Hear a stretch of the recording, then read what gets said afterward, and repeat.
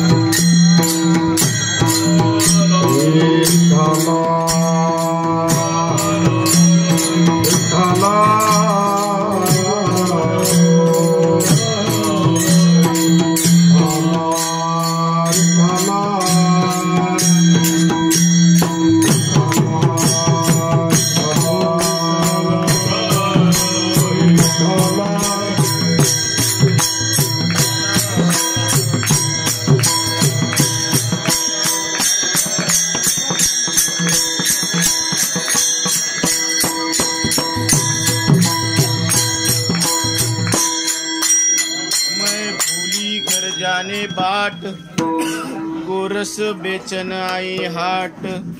कान्हा रे मनमोहन लाला, सब ही बिसरू देखे गोपाला। कहाँ पग डारू देखे अनेरा, देखूं तो सब ओही ने घेरा। कान्हा रे मनमोहन लाला, सब ही बिसरू देखे गोपाला। हूँ तो थकीत भई रे तुका, भागा रे सब मन का धोखा। कान्हा रे मनमोहन लाला, सब ही बिसरू देखे गोपाला। विठ्ठल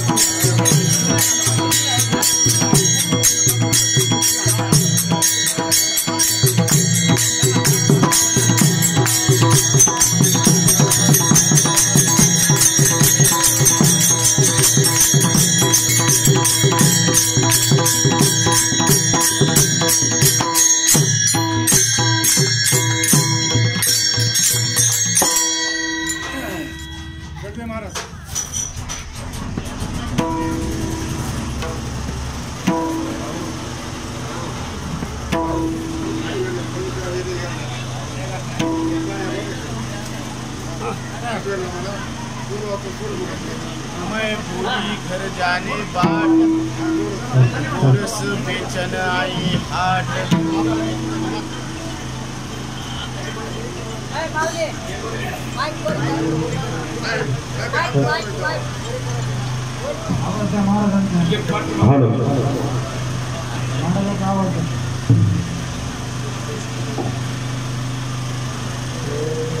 मैं भूली घर जाने बाट, गोरस बेचन आई हाट।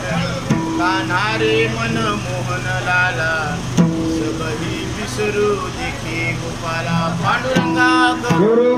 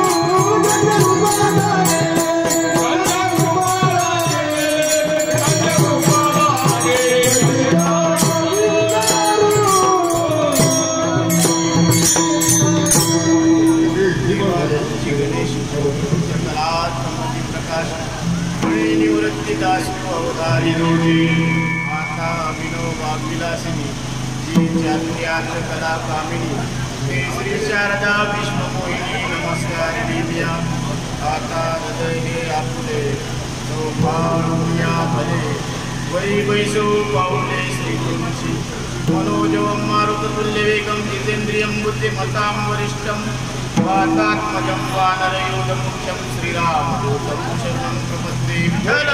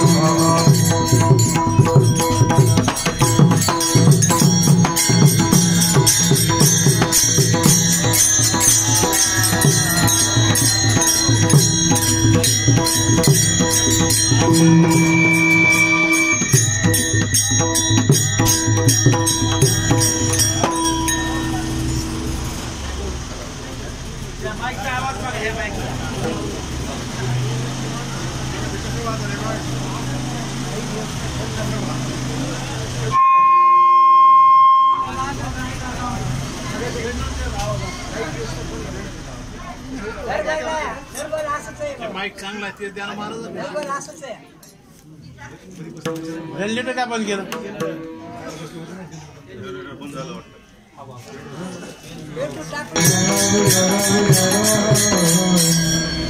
तर या अभंगामध्ये महाराज सांगतात मैं भूली घर जाने बाट गोरस बेचन आई हाट कान्हारे मन मोहन लाला सबही विसरू देखी गोपाला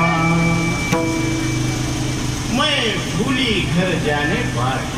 कारण ही गवळण मथुरेतून दही दूध ताक आणि लोणी हे विकण्यासाठी या मथुरेच्या बाजारामध्ये आलेली आहे।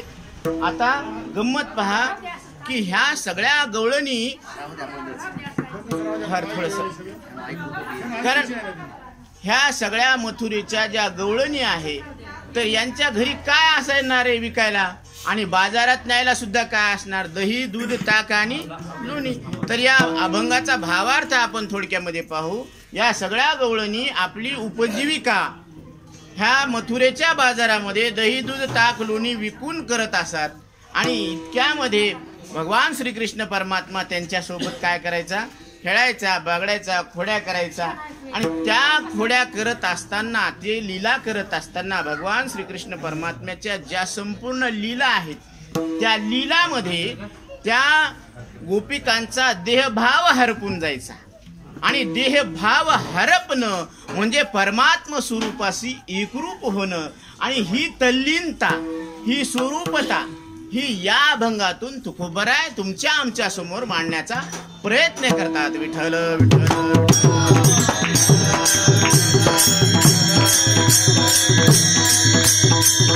यानंतर कारण भगवंताच्या सगुण रूपाचं वर्णन ज्यानं पाहिलेलं आहे त्याच्या अंतकरणातले मल विक्षेप आणि दोष हे तिन्ही दोष काय होत असतात? निवृत्त होत असतात आणि त्यांना असलेला परमात्मा लक्षात येत असतो, खरा परमात्मा लक्षात येत असतो। म्हणून या गवळणींच्या देहावस्था सुद्धा स्वरूपावस्थेमध्ये कसे वर्णन परिवर्तित होते हा विषय इथं प्रतिपादन करण्यात आलेला आहे।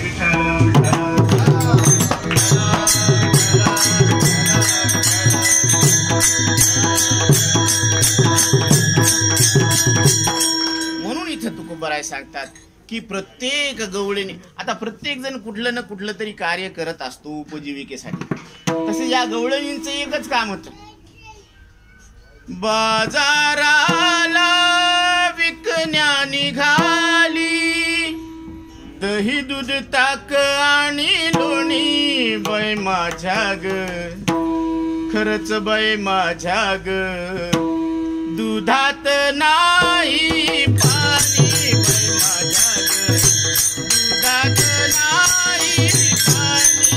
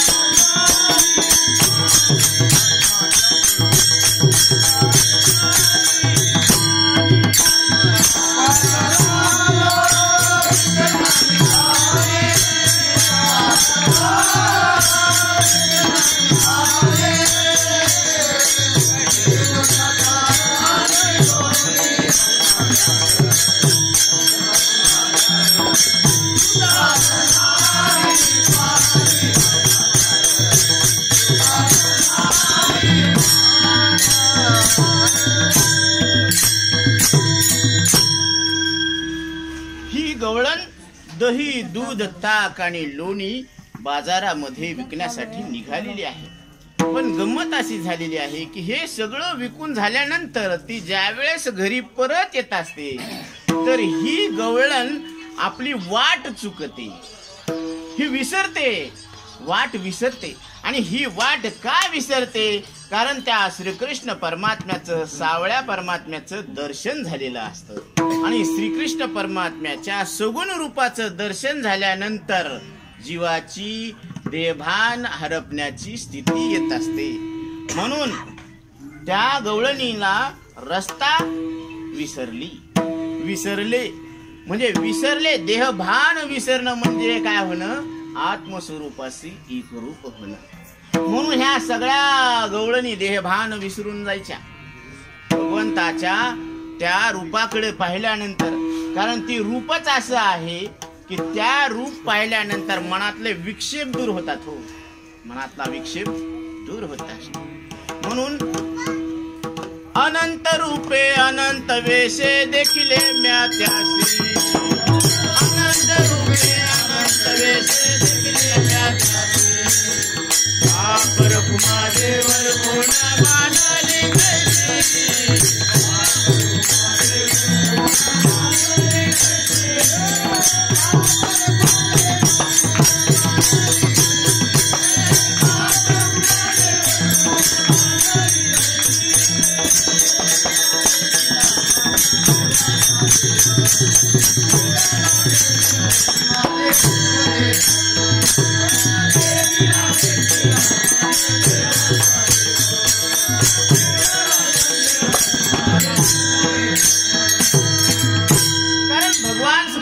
परमात्म्याला देव मानायला कुणी तयार नव्हतं. कारण त्यांना वाटायचं की हे गवळ्याचं पोर आहे, हे रोज काय करतो?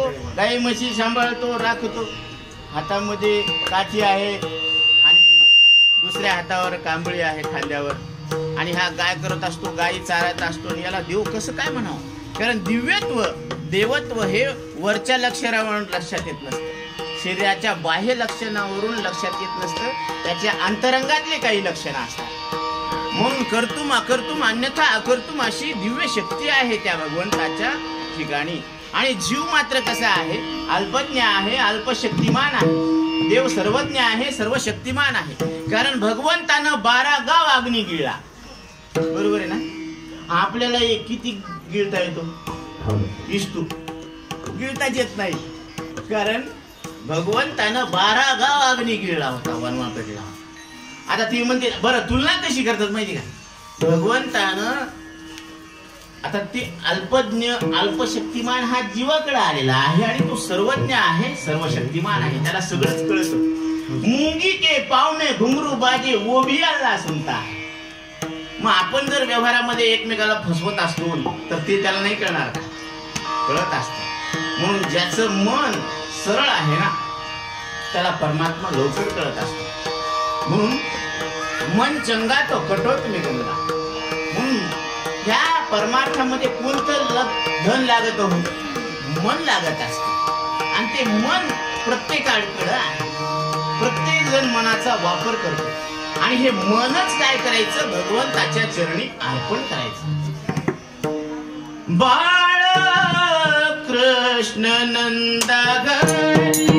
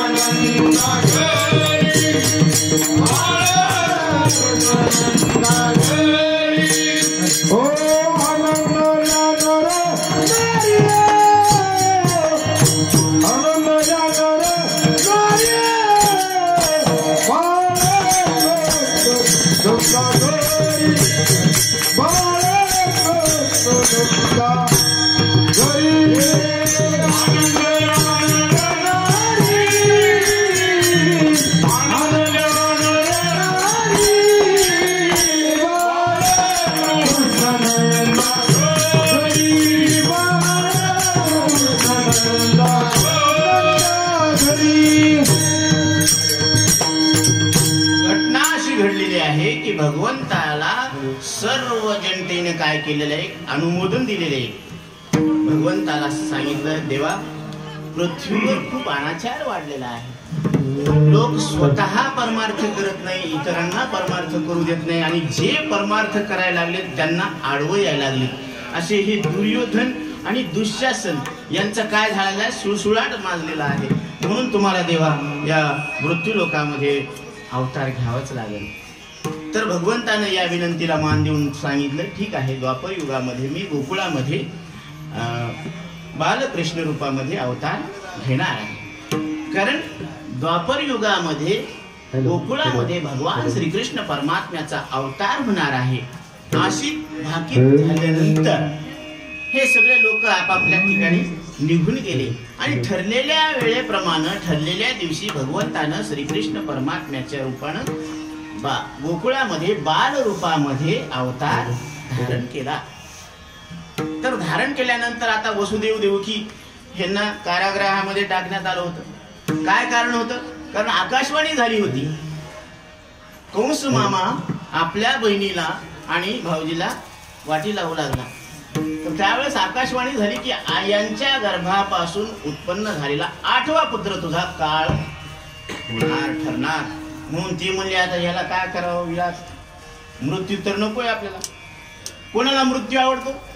कोणालाच आवडत नाही. मजलागी दुःख व्हावे ऐसे कुणी न भावे जीवे. मला दुःख व्हावं अशी कोणाची इच्छा नाही, तसे प्रयत्न नाही, पण हटकून दुःख पदरात पडल्याशिवाय राहत नाही. आणि मला सुख व्हावं अशी प्रत्येकाची इच्छा आहे, सुख व्हावं याच्यासाठी प्रत्येकाचे प्रयत्न आहेत, पण हटकून सुख पदरात पडत नाही. कारण अजून सुख हातभर लांबच आहे, बरोबर आहे. कारण जे प्रयत्न चालू आहेत ते प्रत्येकाचे कशासाठी? सुखासाठी आणि दुःख निवृत्तीसाठी. म्हणून सर्व सुखाची आशा जन्म गेला, सर्व सुखाची आशा जन्म गेला, जनक मुक्ती नाही केला, जनक मुक्ती नाही केला, इंद्रता दिशा घेऊन पावला, इंद्रता दिशा घेऊन पावला, माया वेष्टीला जीव माझा, माया वेष्टीला जीव माझा, माया वेष्टीला जीव माझा, माया वेष्टीला जीव माझा,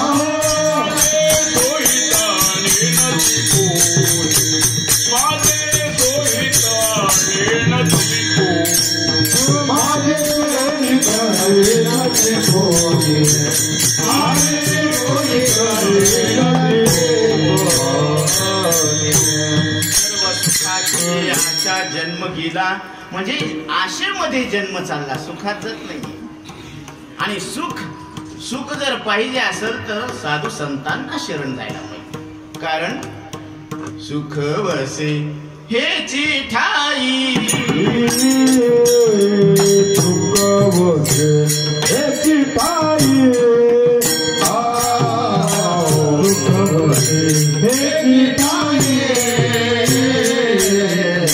सुख वसे हेची ठाई,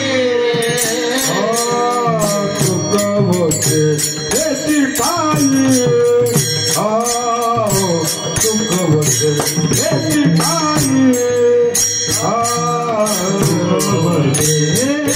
ठाई,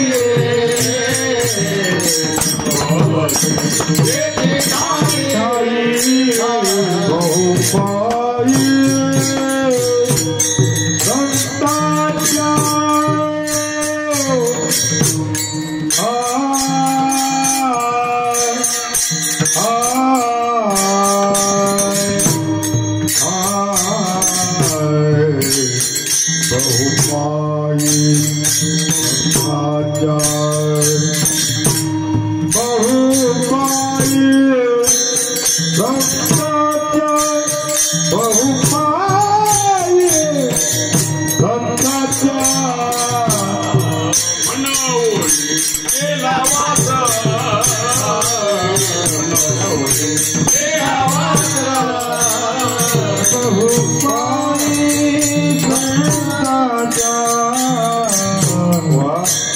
बहुपाई काका बहुपाई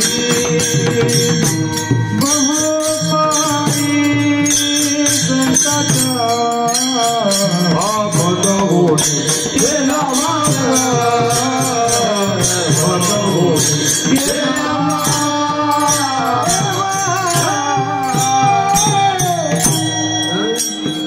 सुख वसे हेची ठाई बहुपाई संतांची. म्हणून सुख जीवाला जर प्राप्त करून घ्यायचं असेल तर त्या जीवाना देवाला संताला शरण जायला पाहिजे. म्हणून भगवंताचं नामस्मरण करत वसुदेव देवकी त्या दुःखाला सहन करू लागले.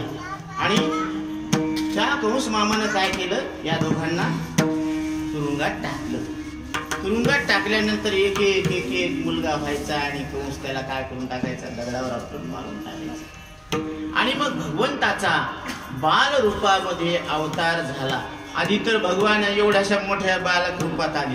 ते म्हणले देवा इतकं मोठं रूप नाही जमत ना, इतकं मोठं रूप नाही जमत, तुम्हाला काय करावं लागेल, अजून लहान व्हावं लागेल. ते म्हणले ठीक आहे अजून लहान.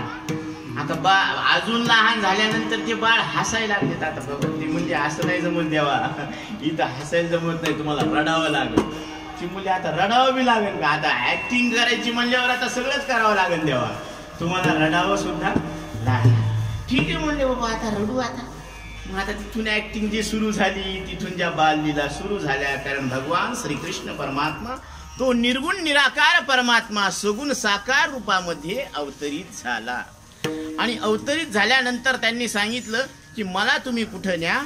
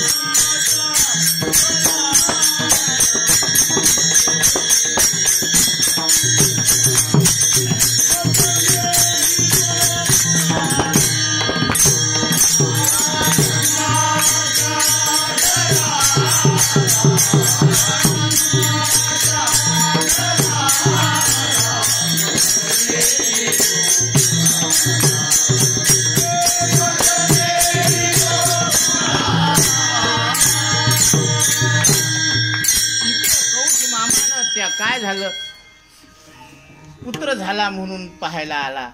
तर त्यावेळेस ती आदिमाशक्ती त्याच्या हातातून निष्ठली आणि आकाशवाणी परत झाली की तुझा अंत करणारा गोकुळामध्ये वाढ.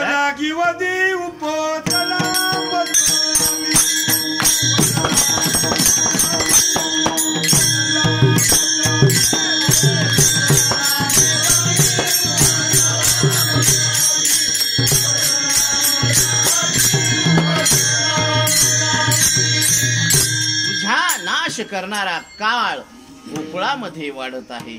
म्हणून अशी वाणी झाल्यानंतर हे परेशान झाला. आता पहिला 8वा म्हणावं का 8वा म्हणावं. तर महर्षी नारदांनी सांगितलं दादा तसं नसतं, 8वा म्हणलं तर ते पहिलं बी असू शकतं, गिनती इकून बी होऊ शकते आणि तिकून बी होऊ शकते. मग ती म्हणली, त्याच्यात मनात गोंधळ झाला की नेमका कोणता असं 8वा. तेच खाजवू लागलं. ती म्हणे काय करा म्हणे एकच लावा ना म्हणे मार्गी, म्हणजे ऑटोमॅटिक जे 8वा असेल ते कुठंच समोर येईल. ती म्हणले हे बरोबर आहे कडे, कारण एवढं पाप करून घ्यायचं होतं ना त्याच्या हातानं कंसाच्या, आणि ते असं कसं सहसा करणार नव्हतं एवढं पाप कंस. म्हणून त्याला तेवढी बाल हत्या करायला लावली आणि त्याच्या पापाचा घडा भरला. म्हणून आता त्यांच्या भगवंताच्या हातानं त्यांना मुक्ती देण्याचा हा एक प्रकार होता. कारण भगवंताला भक्ताचा उद्धार करायचा असतो म्हणून. आणि ही गोष्ट ज्या वेळेस गोकुळामध्ये लक्षात आली, वाऱ्यासारखी पसरली. काय पसरली की नंदाच्या घरी श्रीकृष्ण बाळाचा अवतार झाला. एक वाटती सुंटावडे, एक धावती एकी पुढे, एक धावती एकी पुढे. एक वाटीती सुंटावडे, एक वाटीती सुंटावडे. गवळण म्हणती, गवळण म्हणती, गवळण म्हणती गवळणीला.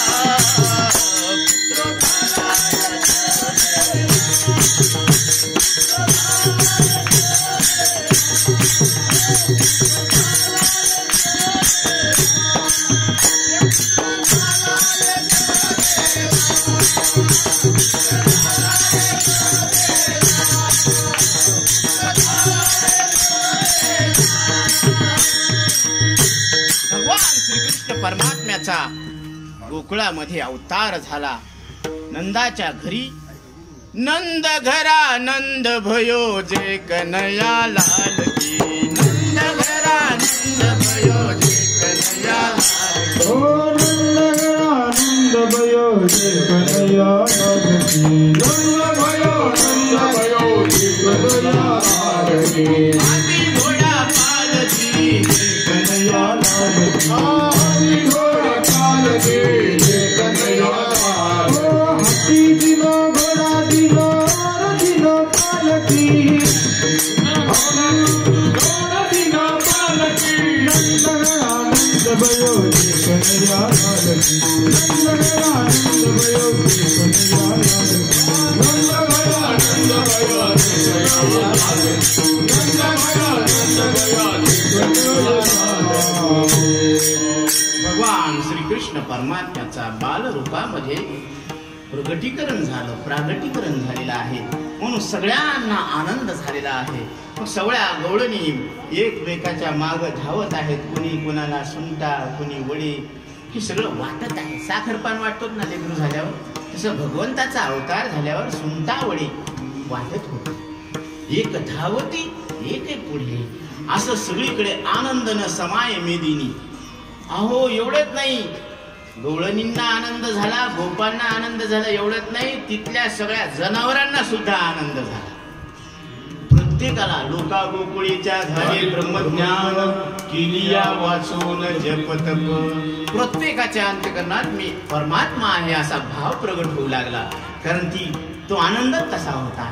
कारण भगवंताचं सगुण रूप पाहिल्यानंतर हे घडत असतं बरं का. अजूनही आपण पहा, भगवंताच्या मूर्तीकडे जर आपण सारखं जर पाहिलं तर एक वेगळी आनंदाची छटा आपल्या अंतःकरणामध्ये उमटत असते, जी की एकमेकाकडे पाहिल्यानंतर उमटत नसते. एकमेकाकडे पाहिल्यानंतर तुला कधी खाऊ असं असं काहीतरी वेगवेगळ्या प्रकारानं उमटत असतं. पण भगवंताकडे पाहिल्यानंतर असं उमटत नसतं. म्हणून ती प्रेमच उमटत असतं. म्हणून भगवंताचा अवतार झालेला आहे. आणि या ठिकाणी महाराज वर्णन करतात की हळूहळू भगवंत मोठे मोठे व्हायला लागले. कारण आता ते रांगायला लागले. तळवे तळ हात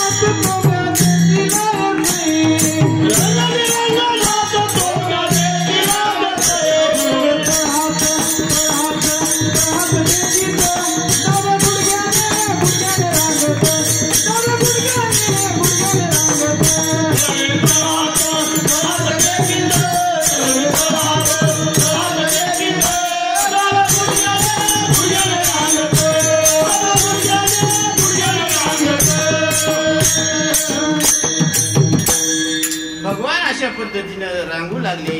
आणि एके दिवशी ती लहान असताना त्यांना एके दिवशी छकड्याला तिथे एक झोका बांधला आणि तिथे त्याच्या सावलीला त्यांना टाकण्यात आलं. आता ते टाकल्यानंतर तिथं ते असा ते पाय वर केला त्यांनी. ते छकडा काय झाला असा उलटा केला आणि सगळंच काय झालं विस्कटून गेलं. मग ते पाहिलं तर तिथं ते तणावर्त आलं होतं. त्यानं जेच वावटळीचं स्वरूप घातलं अकरा विकरा. आता त्यांनी काय केलं मग भगवंताला त्या आपल्या लपेटामध्ये घेतलं आणि ते घेतल्याबरोबर आता भगवंत त्याच्यासोबत उडाले. तर मग त्यांनी सुद्धा आपलं वजन वाढवायला सुरुवात केली. आता वजन वाढवता ते इतकं वजन वाढलं की त्या तणावर्ताला आता ते वजन पेलच ना.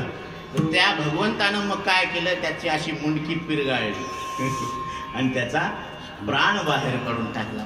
म्हणजे असं त्या तृणावर्ताचं सुद्धा, कारण हे सगळे जे राक्षस होते ना ते हे कंस मामानं पाठवलेले हे राक्षस आहेत. आणि ह्या सगळ्यांचा उद्धार केल्याशिवाय त्याचा उद्धार होणार नव्हता.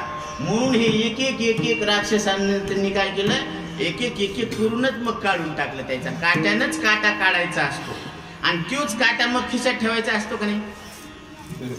ज्या काट्यानं काटा खुडला ना त्या काट्याला सुद्धा खुडावंच लागतं.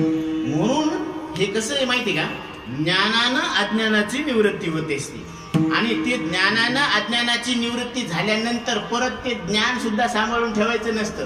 ज्ञान गिळो निघावा म्हणून, कारण भगवंताला सुद्धा लक्षात आलं की उद्धवरावांना ज्ञानाचा अभिमान झाला. कारण ते थोडंसं पुढे घेणार आहोत.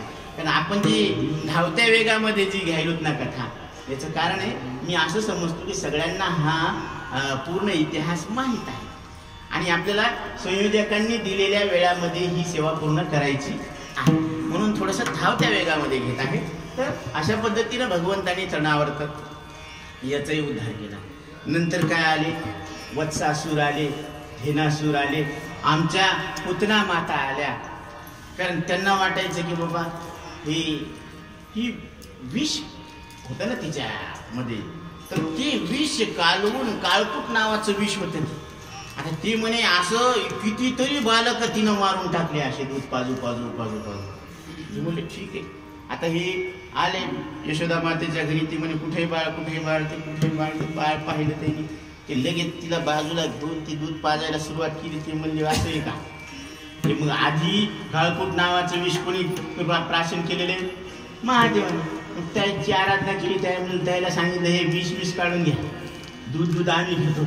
मग दूध तर घेतलं पण त्याचे पंच प्राण सुद्धा घ्यायला ज्यावेळेस सुरुवात केली त्यावेळेस ते म्हणले कृष्णा मला सोड सोड सोड म्हणून टाकायला सुरुवात केली. कशाचं टाकते, एक तर देव हातात धरत नाही आणि धरलं तर त्याला सोडत नाही, त्याचा उद्धारच करून टाकत असतो. म्हणून भगवंतानं त्याचा पुतना मातेचा सुद्धा काय केला, उद्धार केला. ती राक्षसीण होती.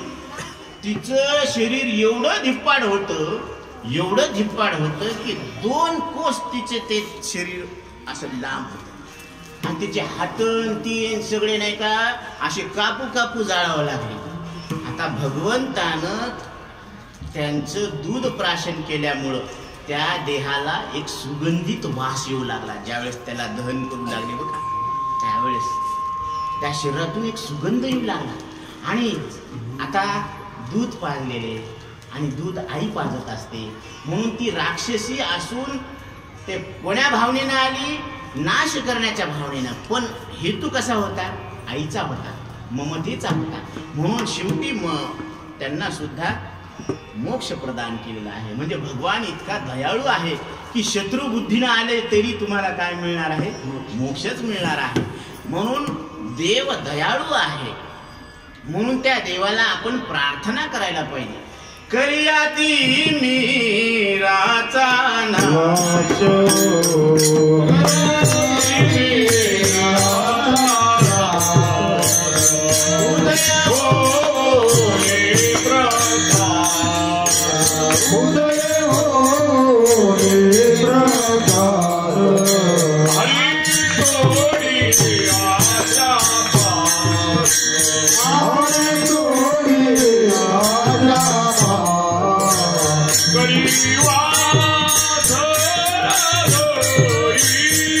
Hare